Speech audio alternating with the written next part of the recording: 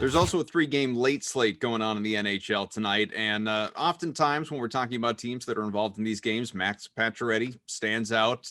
Rightfully so. $7,900. He is the most expensive play on this slate, but there are a lot of solid options for you in the 6K range. So who stands out there? Yeah, I do think this is a slate where, just looking at the rest of the defense options too, like Shea Theodore, he's a guy I would really try and pay up for here. I mean, he's back to playing big minutes. Obviously, Alex Pietrangelo is out, but he had a bit of a midseason slump, but he's kind of been back to that regular production that we've seen from Shea Theodore, just a really good fantasy producer on the power play. The Kings have a pretty good penalty kill, so it's not the best matchup. But again, we've got a short slate here, 3 games. There's not a ton of other options. I'd say with just the volume he's getting here, Theodore would be kind of a play I'd really target in the 6K range to make room for.